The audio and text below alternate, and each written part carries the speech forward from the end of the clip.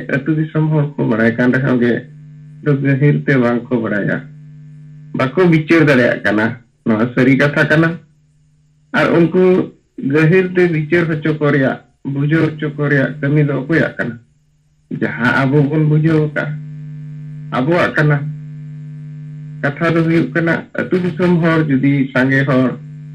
ᱵᱟᱵᱚᱱ ᱵᱩᱡᱷᱟᱹᱣ ᱦᱚᱪᱚ ᱟᱠᱟᱫ ᱠᱚᱣᱟ ᱡᱮ ᱱᱚᱣᱟ ᱠᱚ ᱵᱟᱵᱚᱱ ᱵᱟᱧᱪᱟᱣ ᱞᱮᱠᱷᱟᱱ ᱵᱟᱵᱚᱱ ᱵᱟᱧᱪᱟᱣᱟ, एनखान उनको बांग बुझाव अकाद हर दो लय को लखान को बुझावा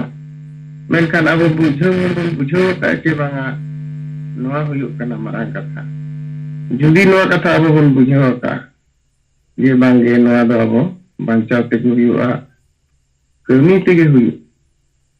इने खान के समाधान रे हदो ओडोकोआ।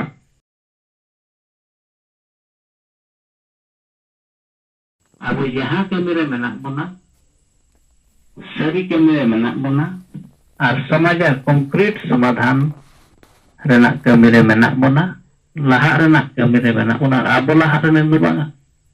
जहाँ बन कमी कना नवा अब हुई लेन खान नवा चिकर लेन खान युग युग युग युग पीढ़ी बाय तेहें अब नवा समाज अब लहा युग युग जितकरुआ युग युग अब जहाँ बन कमी कना ओना जुड़ो और ओना लाभ दो अब पीढ़ी अंते को न्यामा ओनकाना तेहें अब कमी रे मेना बना यहाँ की एटा समाज को 200 साल 300 साल मार को कमी किया अब उन साल को तायम अकना अदो माता बन ओना मिटन सोशल मीडिया ना यहाँ उल्टा खबरी कथा नुई समाज अब समाज कथा अदो नितो अब जहाँ फॉरवर्ड गियर से अब गंके माने फॉरवर्ड गियर रे इन एमका बना तालाम लगी ओना अब वो कमिया बारंबार गंके तकिन होला किन मैंने जे अब किछु नेता अब ओवर टाइम कमी हुयुगा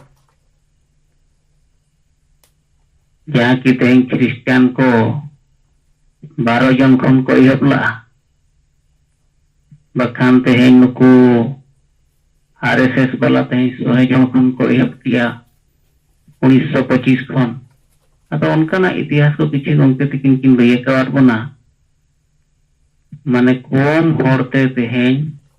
अब नवा केटेज न्य बो कमी लेखान केटेज न्य नेतृत्व बो इदि लेखान अब समाज रे परिवर्तन हिजुआ और केटेज सही जुदि मिटंग नेता बकन केटेज उहर के साथ मिटंग अयुरिय कमिया और निहति को गोवाई के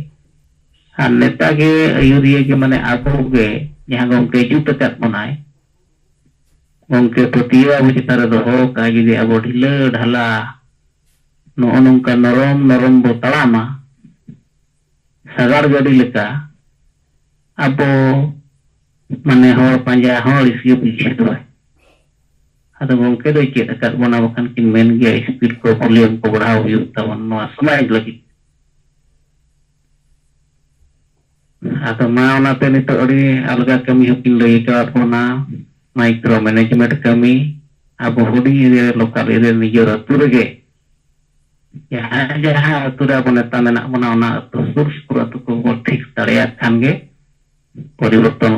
गंके तकिन नवा किन लई ला जे मिटांग ब्लॉक रे 10 गोटांग अतु गे टारगेट दरकार ओना होबन कमिला ओना खन आर कटी हुडिंग मा प्रत्येक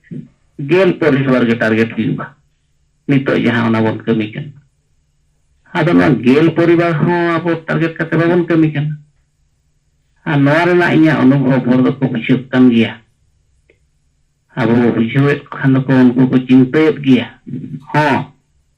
टटका अब लकन कुना नितो समय एमो बखान टटका नितो बाबा खान उनका बाको हिजुक कन रहा किंतु लगातार अब उनको सला सगई दो और ने साथ किन किन लई लेट लेका जे किछु उनको 10 परिवार को आमा परिवार के को हुयुक कना रुआ रे राबंग रे हॉस्पिटल रे बहुत किछि मिटांग गोड़ो गोपो उनका तहन खान उनको निहति को पंजा बना ᱟᱫᱚ ᱱᱚᱝᱠᱟ ᱠᱟᱛᱮ ᱛᱮᱦᱮᱧ ᱟᱵᱚ ᱵᱚᱱ ᱠᱟᱹᱢᱤᱭᱟ ᱡᱚᱛᱚᱣᱟᱜ ᱞᱮᱠᱟᱱᱟᱜ ᱦᱚᱨ ᱰᱟᱦᱟᱨ ᱜᱚᱢᱠᱮ ᱛᱟᱹᱠᱤᱱ ᱠᱤᱱ ᱞᱟᱹᱭ ᱟᱠᱟᱫ ᱵᱚᱱᱟ᱾ ᱟᱫᱚ ᱢᱟ ᱱᱤᱛᱚᱜ ᱟᱵᱚᱣᱟᱜ ᱨᱤᱯᱳর্ট ᱠᱚ ᱟᱞᱚᱵᱚ ᱚᱵᱚᱦᱮᱲᱟᱭ ᱢᱟ, ᱟᱵᱚ ᱱᱚᱣᱟ ᱡᱤᱭᱚᱱ ᱨᱮ ᱛᱤᱱᱟᱹᱜ ᱵᱚ ᱨᱚᱲᱟ, ᱛᱤᱱᱟᱹᱜ ᱵᱚ ᱨᱤᱯᱳর্টᱟ, ᱟᱵᱚᱨᱮᱱ ᱥᱚᱢᱚᱨᱛᱷᱚᱠ ᱠᱚ ᱟᱨᱦᱚᱸ ᱟᱵᱚᱨᱮᱱ ᱟᱭᱢᱟ ᱱᱮᱛᱟ ᱠᱚ ᱟᱨᱦᱚᱸ ᱱᱟᱣᱟ ᱱᱟᱣᱟ ᱦᱚᱲ ᱟᱸᱡᱚᱢᱤᱭᱟᱹ ᱠᱚᱦᱚᱸ ᱟᱠᱚᱣᱟᱜ ᱢᱚᱱᱮ ᱦᱚᱸ ᱱᱚᱣᱟ ᱡᱤᱭᱚᱱ ᱨᱮᱱᱟᱜ ᱨᱤᱯᱳর্ট ᱟᱸᱡᱚᱢ ᱛᱮᱜᱮ ᱢᱚᱱᱮ ᱡᱤᱣᱤ ᱦᱚᱲᱢᱚ ᱢᱟᱭᱟᱢ ᱠᱚ ᱞᱚᱞᱚ ᱜᱚᱫᱚᱜ ᱢᱟ, ᱚᱱᱠᱟ ᱵᱚ ᱨᱤᱯᱳর্ট ᱢᱟ। ᱟᱫᱚ ᱢᱟ ᱤᱧᱟᱹᱜ ᱠᱟᱛᱷᱟ ᱱᱚᱰᱮᱧ ᱡᱤᱨᱟᱹᱣᱮᱫ ᱛᱟᱵᱚᱱᱟ, ᱟᱵᱚ ᱠᱚᱣᱟᱜ ᱨᱤᱯᱳর্ট ᱵᱚ ᱛᱚᱸᱜᱮ ᱫᱚᱦᱚᱭ ᱢᱟ। ᱡᱚᱦᱟᱨ।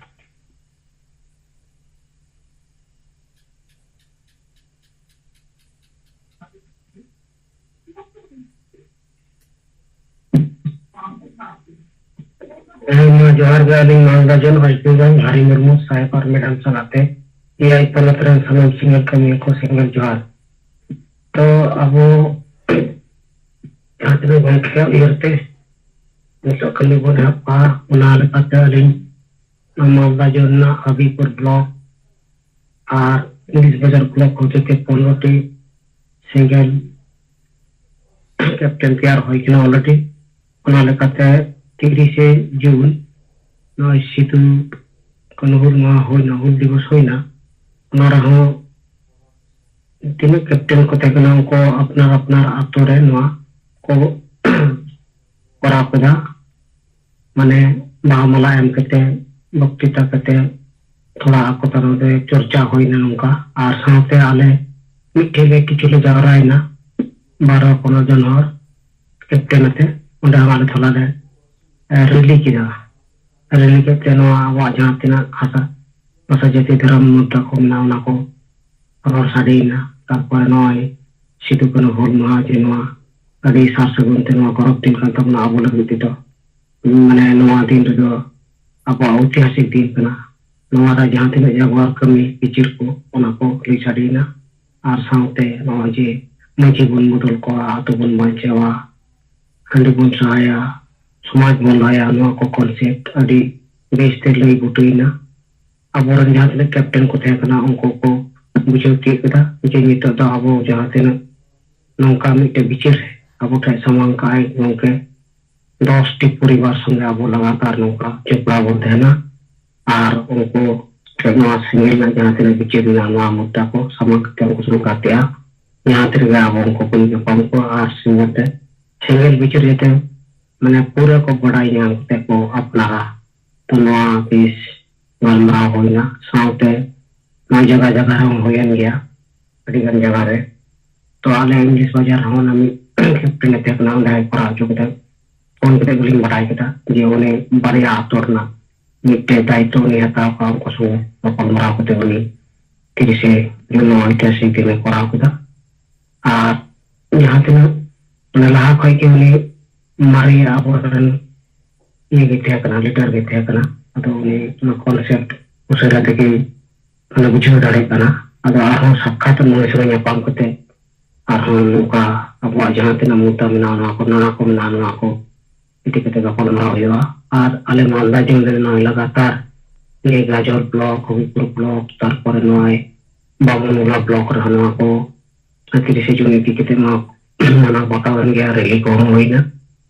और नेता जहां तिना कमी रे और तेहेन जे नय आले मालदा डिस्ट्रिक्ट रे हे कते नोडे ओना तेहेन जे द्रौपदी राष्ट्रपति द्रौपदी मुर्मू ठेगे अब जहां कागज साकाम बन तैयार का ओना के जमा केदा आदो डीएम ना ये बातन कता रिसीव सेंटर का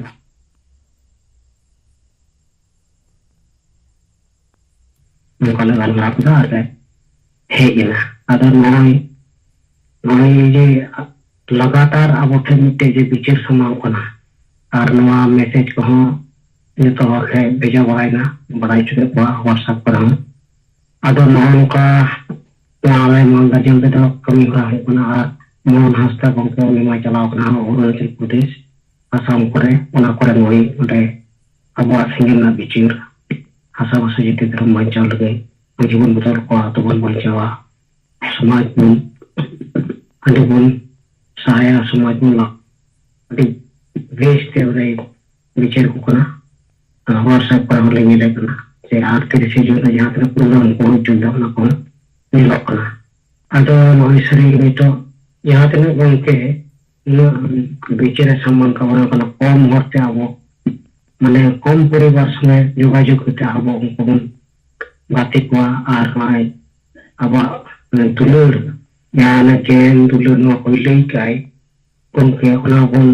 চর্চা লকায় সময় করেন কেতে আদা বেশ আবো বন জমি দেওয়া আর জমি কেতে গাবো বন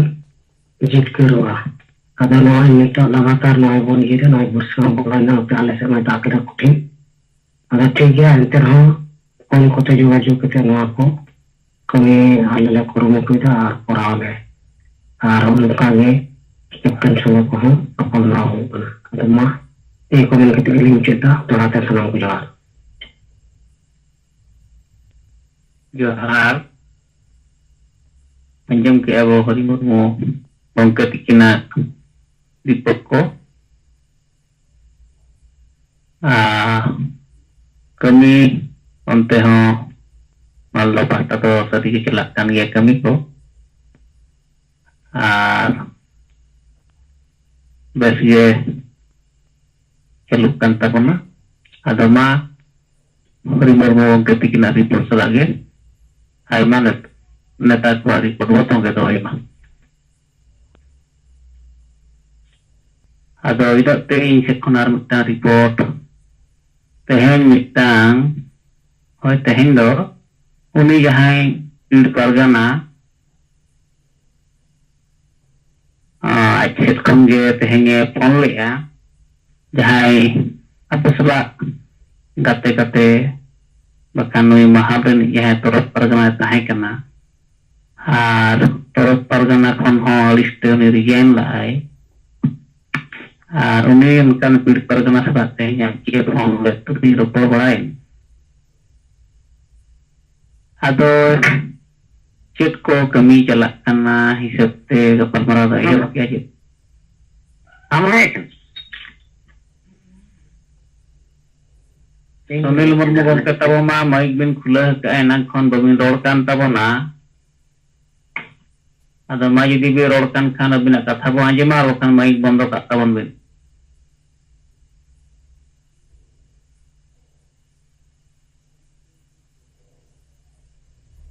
ado ulisna kapal marare badai nyamena abo salakin gololena mane do abuak kami abuak jangan lagatar abuak bicir saat tikna lagatar jangan andolan ko chalana hakina anubhav to yahan men aje putra single ge kami ka nahi te yahan na bhai men kir diya adin meta kana gongke no ama thik gibin men single do kami kan gya le kami gya le menkan abin cek badai bujhau kate tehin maji pargana mahal salak mena bina cek kami senaik pe ape paling maling metar bina dala node bin single abijan te hijup bin thik kami bin bujhau ya thik ayuriya thik neta node menaya ar hijup me ar abin marang tangpot bo ema bina abin hui metar bina nui jahan torok pargana resign kiya nui hui metar dia Seria kami lagi palele hoho bin kana. Arabin bin bujhau ka. Ada bang hijau nak kamu tu cek. Ado unka do ni ona cetar tu cek no kata bayi tu holekte. Aje man ki aje di in dokterin tahan kan in nukuin kebo dale aku kan tabona. In nukuin rol magal dale aku kana. Ada ini tak kena kong kiona do bina bicara tetik bin ujar tikyo. Menkan onka kata tanah samaj baik lah. Maji pargana mahal do raput gedi cak ge dorkar. Kali eri celi dekana bisa dari hali thali kana. Are oka turuna eri celi ho ko kota dale. Nito to. On kali do porborana nito ma ape maji pargana mahal maling aje met kwa. Okoy mitin ko chala kabari poda. Oleh konsepri tidak itu kuagu kacet hari jadi kena maji koyam kate ko, ona hari jadi ko koleksona ona ko jika ya, ona ko pegami kana. अरे आले नितो ले main माझी तो बदल हुआ नुकु माझी कारण तो तेज तू समाज गुजुक कना और ओना अबिन बेस्ट ठीक बिन बुझो के अबिन समर्थन के अबिन हुबिन प्रचार के दिया और उनको बोल मतल मुरुक माझी को गे तेज अरि चल पे कुबेट को उनको गे को खबर हमर को कना अरे हासा भाषा जेती धरम रेना रोजगार रेना यदि माझी बाई बिचे चला पो बाई उनका के अड़ी घड़ी रोपड़ बड़ायनते आदो निया तला रे आको सेक्टन आको जहां बांगो तासमात आयुरते से कोई बैजी मुर्मू आयुरते ओकाना के कुड़िए को से को गलपल मराव किया मिद दिन एने इन कोई को गलपल मराव किया और तो यहाँ मजी को चेता रे अब हमला इच्छा और हमला दरकार कान गया निउट्रल हो को विचार लगी मेनखान मजी मान उनको हबो हमबो अकात को आको लाज परिवार स्वार्थ और संगठन बचाव लगी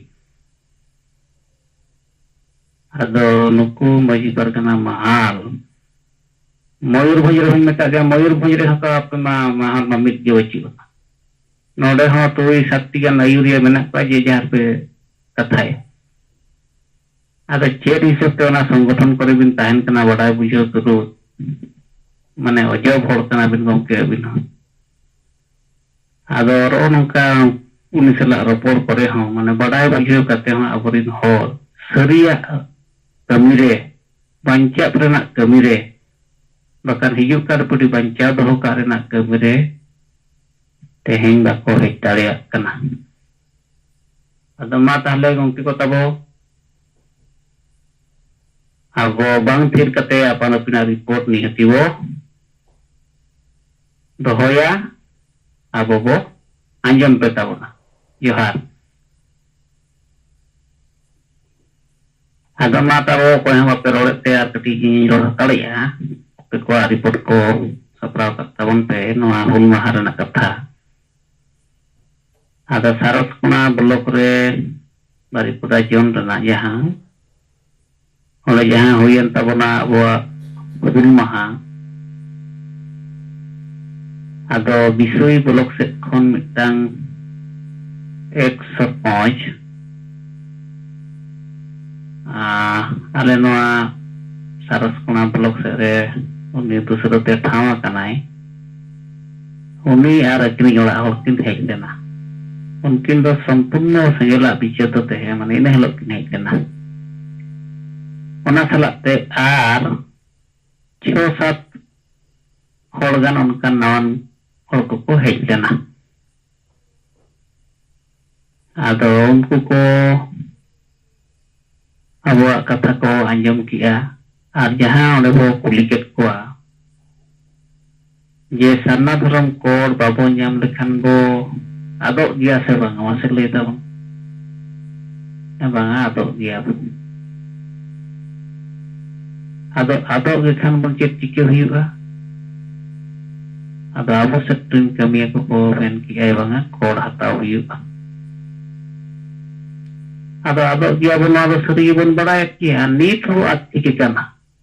सांगे हर को क्रिश्चियन कना सांगे हर नित आबो हिंदू को लेखाय बना आदो नवा नाडी डिपोड रेना कथा कना आर अभी बिचार जो रेना कथा बुकुर रेना कथा तरो रेना कथा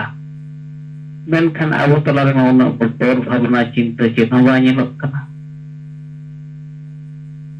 एनखान नवा धर्म नित बंचा दरकार से धर्म मानव सचे दरकार से मानव सचे दरकार उनका के निता वो कुर्मी महत्व को आदिवासी लेनखान आबो को जियम बना से बांगा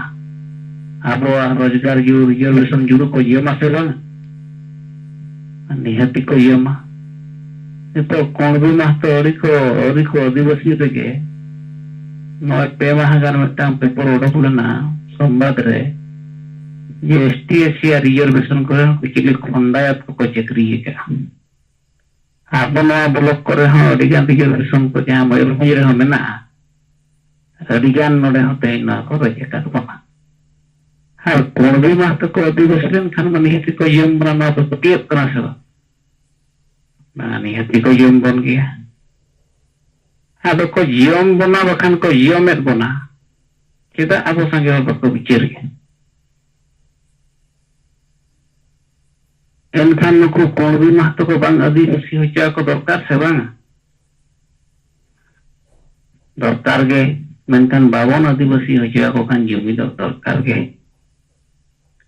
उनका गे भाषा ते हो आदा अबुआ सांताली परिस्थिति जुदी अबो पड़ा चक्री नुकरी रेडियो टेलीविजन एमान रना लापावन Nyama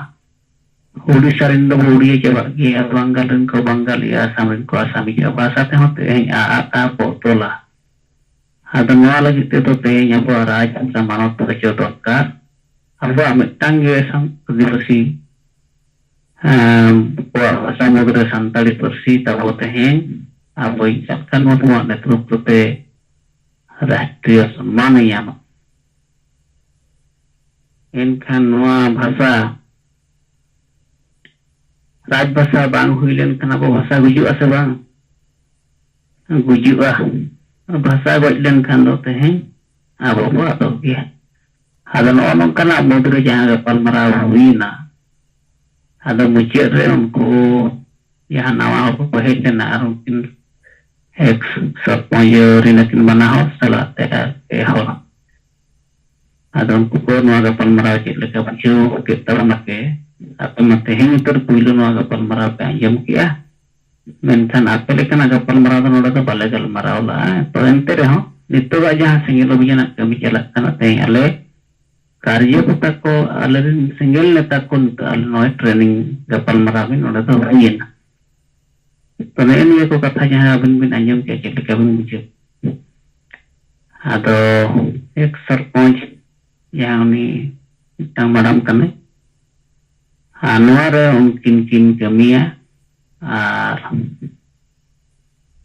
Noa kata ko kali seri dia, ya tina sosial media ko tuling anjam ka aling yang reka aling, tehen kan aling anjam kia, ar aling ha pesalan itu to men aling tarama. Ada tweet kia to kan ada bin bariye go uiba, an itu kan ada bariye bin anjam kia sangel captain. Ado noa nitok bariya jana abin go oriwa tehin man oda kia ठीक सही गपल मरा bang bucet lena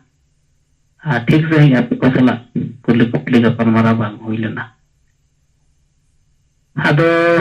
inya noa rena anubhav kodo yang nyele tabona gomte tikin jahakin begi ka on gia noa sohoj te hol ko bujau dareyega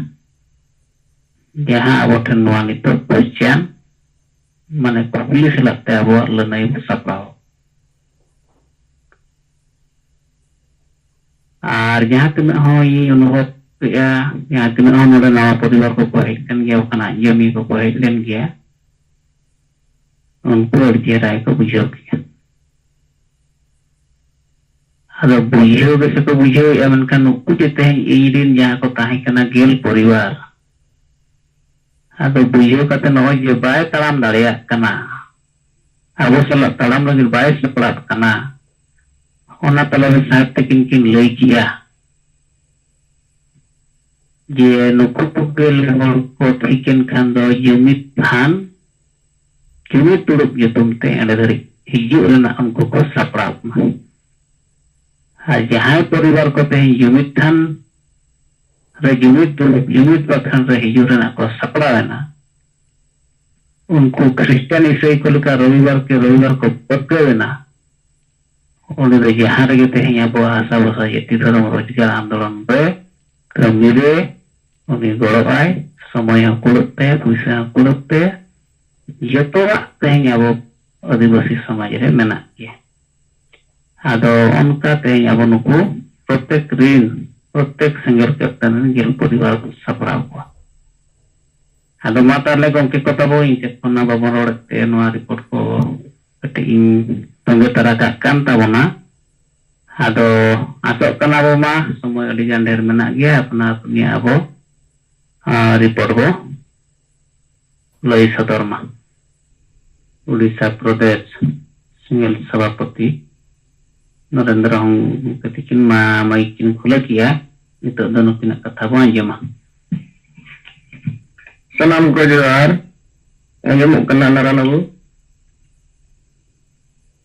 जोहार गंके अड़ी base अंजमोग कना अदमा तेज आजम रे दिसम गमके जी मंगा सरखान मुर्मू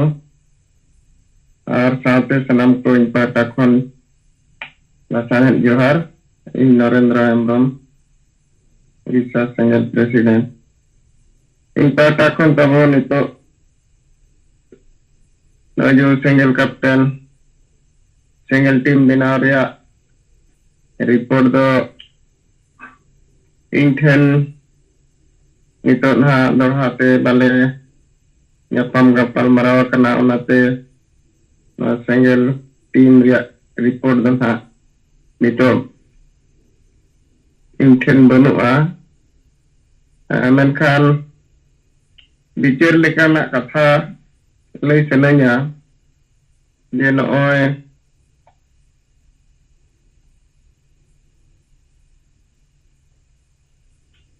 जहां अब मांग बन बिचार लेता है जे 2024 वोट हुआ जहां जे सरकार को बनावा जहां जे को दाड़े आदिवासी समाज दो हेरा गया और 70 साल हेरावेना और 2024 रे हेरा गया अदो ओनाते सेंगल अभियान दो पार्टी के वोट रेना बांग गलमाराव काते समाज बांचाव कमी रे बनाया नवा मैसेज आदिवासी सेंगल अभियान पास्ता खन दिसम गमके सलखान मुर्मू अबो जीत बंगा जहां आयुरते नितो अबो बन कमी कना इलेक्शन मांग 2024 नवा संदेश दिसम हर तलारे इन आड़ा लेया जे सेंगल अभियान दो समाज बचाव कमी रे कुरुमुटु मिनाया चिकाते वोट रे तो जहां के पदारे जहां सरकार के हिजू रे होय आदिवासी दो को हेरा गया आदो नोआ रिया माने दो जे अबो नोआ जहां नितो आदिवासी समाज रे बन कमी कना भाषा भाषा जाति धर्म को बन रोड़ेआ आदो नोआ दो आदिवासी समाज बांचाव तहन लगिन नोआ को दो मिमिटी लाइफ लाइन ले करना एजेंडा कना और नोआ एजेंडा को जुदी बाय बांचावा एनखान आदिवासी समाज दो बाबन बांचावा और नोआ को जिनिस दो ओका पटिया एजेंडा रेहो बनुआ आदो चेदा बनुआ कथा दो हुयुक कना आदिवासी अब निजे के बनु बना भाषा भाषा जाति धर्म जहां बन मेनेआ नोआ साला आदिवासी के निजे बनु बना एनखान नुकु पार्टी जहां तिनक गे मेना जहां तिनक गे नेता को बेना कान नुकु नोआ साला चेत खातिर को तहना उनको दो पार्टी वाला दो नेला को बिचेरा को ओकारे वोट मेना ओकाते दाड़िया उनको तो दाड़े बखरा को रोड़ा दाड़े बखरा एजेंडा को सेता और हासा भाषा जाति धर्म जहां बन मेनेआ हासा माने बन बड़ाय गया अब आदिवासी दिसम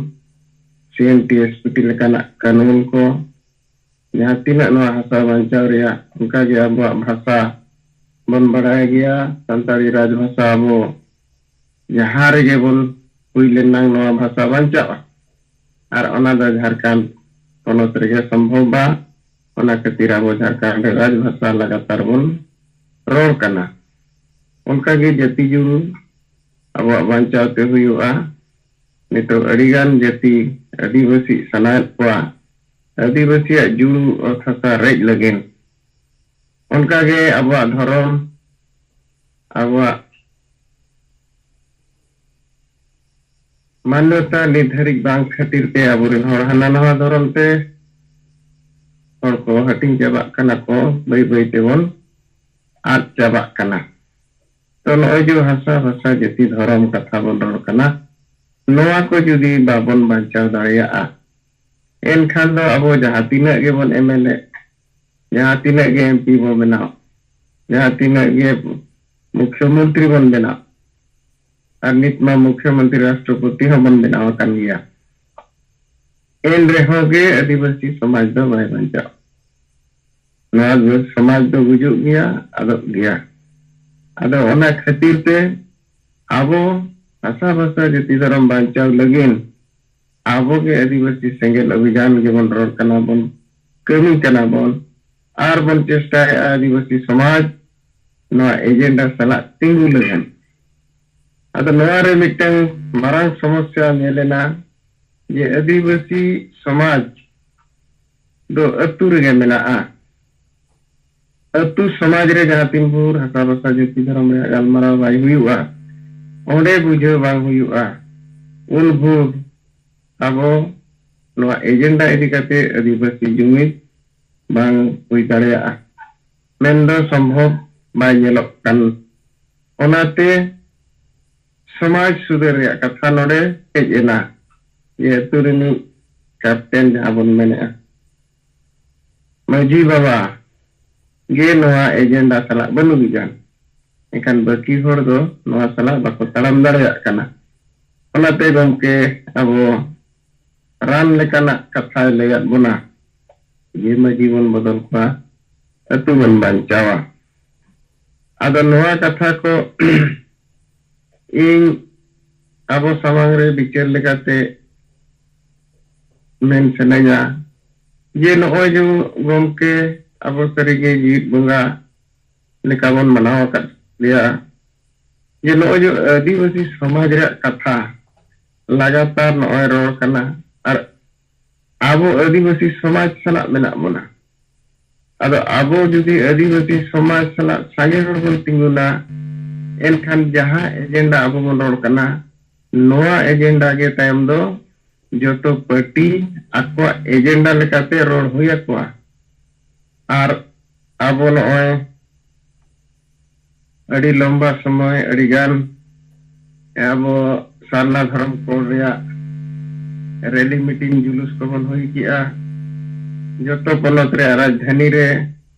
रेल रोड चक्का जाम बन हुई किया ओनाते मारांग संदेश दिसम रे दो बिना रकाबा कना और ओनाते नय चलान इलेक्शन रे हो झारखंड रे कांग्रेस खन राहुल गांधी मेनते हुई दिया जे सरकार बिना लेखान सारना धर्म कोडिंग लगुया आदो उनका गे अड़ीगान आरहों नवा विधानसभा करे खन हिंदू बंगाल करे खन झारखंड करे खन ए रे हो हर भूलाव लेका हो हर भूलाव लेका मेंदो आदिवासी को कुसी nya ocho को लगिन उनको हो विधानसभा रे पास बड़ा काते को भेजा कटा मेन रे दो नवा गे जे नय आबो आदिवासी समाज आबो जदि हासा भाषा जाति धर्म सला कोन ताहेना एनखान आबो वा एजेंडा बाकी एटा पार्टी संगठन नेता को रोड हुया को ओनकाते नवा समाज दो बांचाव आदो नितो नय यूट्यूब रे नेले ताहेन जे नय जबा माझी सिंगू खन दाड़े कना झारखंड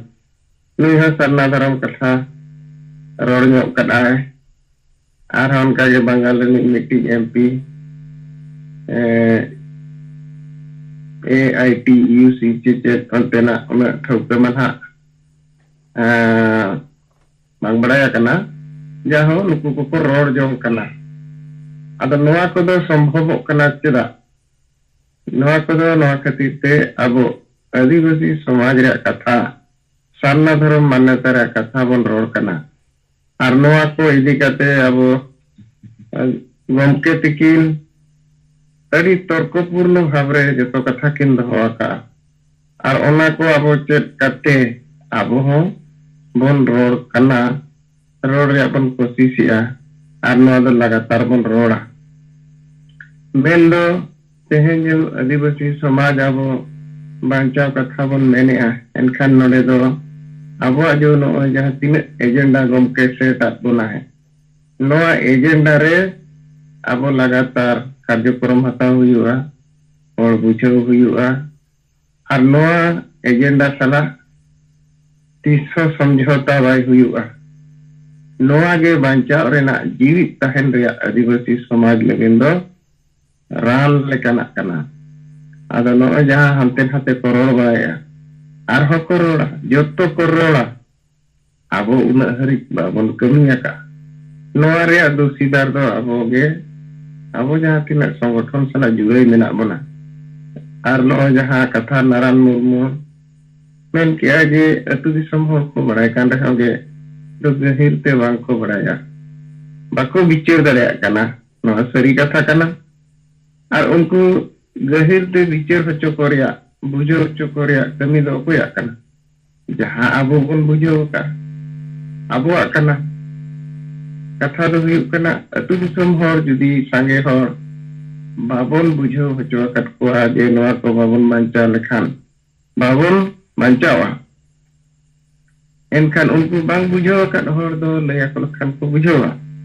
मेनखान अब बुझो का के बांगा नोआ हुयु कना मारांग कथा जुदी नोआ कथा अब बन बुझो का ये बांगे नोआ दो अब बांचाव ते हुयुआ कमी ते हुयु इने खान के समाधान रे हदो ओडोकोआ अदो इन नोआ विचार लेकाते नोआ गे मेन सना किदिया जे तेहें समाज खन मारांग पार्टी दो ओका होलांग कना जुदी तेहें अब राजनीति आबन एनखान समाज बांचाव लगिन बन राजनीति समाज एजेंडा जहां पार्टी जहां नेता नोमा अब चेद अकात बन गया गमके हमा जे जहां कान गया उनी दो अब लगन दो नितो दो जतो के को बैरी कना मेनखान जहां रोड़ा तो उनी दो अब बन गड़वाया तीन घड़ी बन गड़वाया चेद लेका बन गड़वाया नोआ दो राजनीति विषय कना समय समय रे नोआ रे विचार हुयुआ तो नोआ दो मिट्टी राजनीति विषय चर्चा रे अगु किया ये आदिवासी समाज अब बांचाव सनाय बन खान अब नोडे फॉर्मूला लेकाते हर जुमिद और भोट जुमिद कथा अब ठेन मेना और हर जुमिद रिया कमी अब बाबन कमी करते तेहें भोट जुमिद रिया कथा बाबन विचार दाड़ेया कना केटे सही आदो हर जुमिद लगिनते अब नोआ सरना धर्म को रिया लड़ावना आरहों केटेते हुई बना तेहें अड़िगान पार्टी को जुदी को मेने रहोगे नोआ दो आकवा पार्टी से आदिवासी को और रिया मिटन रणनीति कना मेनखान आबो चेद लेकारे गोल मरावा नोआ दो आबा समाज रेगे फैसला दो हुयुआ आदो मा इन पाटा कन तबो नितो जे नोय आबो आंदोलन अब कम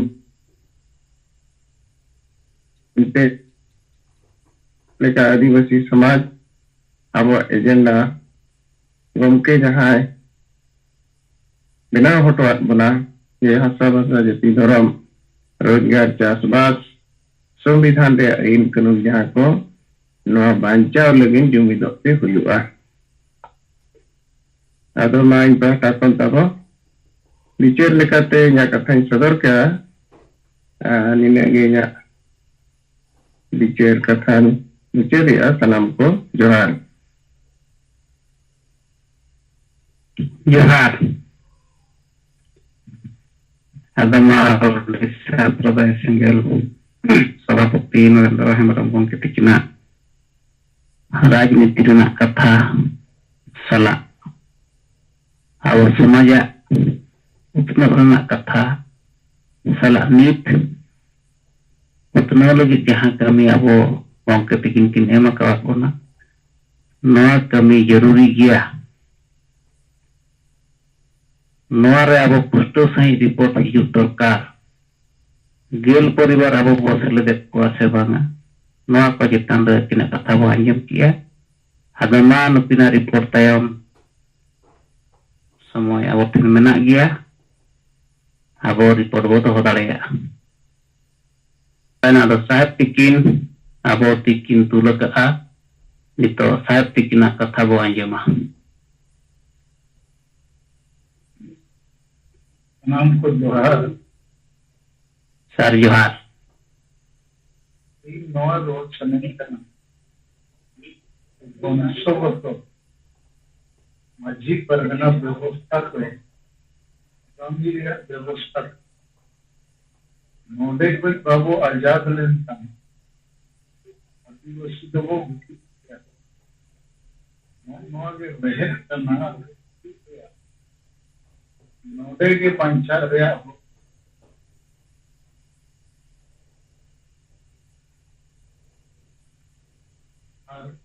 और लगी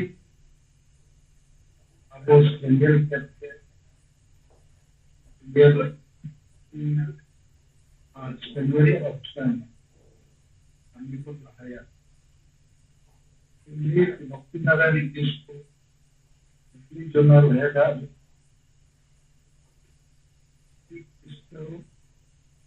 अधिक फोकसिंग उनके साथ अक्टूबर नवंबर बाबू अपन तो वो हिंदी क्या लगी शुरू में तो पहले और बाकी संगठन था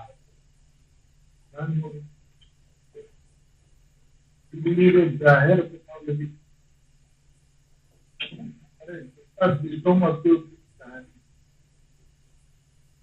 भाई एरिया में लेकिन सामना धर्म कोड रे आवाज जाहिर बनाते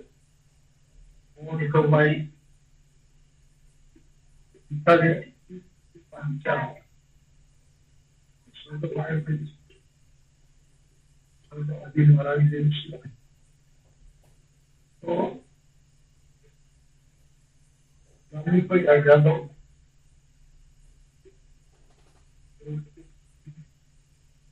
कमी करनी है तो कभी सही करनी फिर ये रहा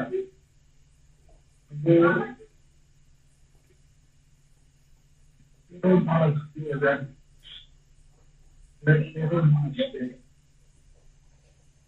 रोजनी राष्ट्र व्यापन को विज्ञान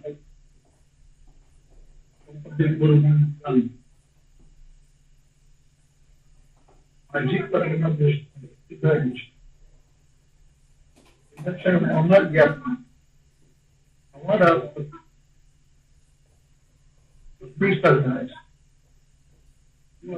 आयुष्य करते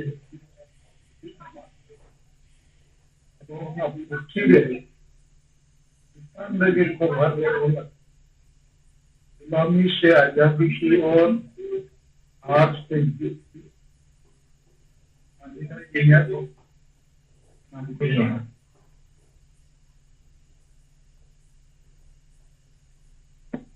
johar sar hada noy sahab tikina bicar ketek saik banjom kia arabo ho ketek saik kamirna kata kin do kia ar osol kami ganito noa ge jahat abo berlam kana ole kon aja do biwa ar onar na no jaha abo nara noa kitan re abo itu kami kana menkan osol abo single captain बनाव kate 3 vote gel poribar babon julai kuwa gomke tikina noa kukmu abo o thole jebol kana adama gomke tikina katha lekate सामान को अब सापड़ा प्रत्येक दिन हुल माह मनाव लेका गमके तिकिना main उनका वो कमिया आदमा नितोगा जुम नवा दो बजिरोवा हिजुक कान गपा 8 बजे निहती अबवा रिपोर्ट वो कमी रिपोर्ट वो सपड़ाव कते वो हिजुक मा और सनाम सिंगल कैप्टन को मारे नेता नवा नेता अब जुम दो सेलेदोक मा नवा अपनातिन जोन स्टोर जिला स्टोर वो लुकोया आदमा नितोगा नवा जुम रेदो अब जीवित बुंगा सलाते माराम सुमित्रा मुर्मू और सेलेद अकान सनाम नेता को इन पाटा से कौन जोहार चालू करते हैं आजुम बजिरो गया सनाम को संगल जोहार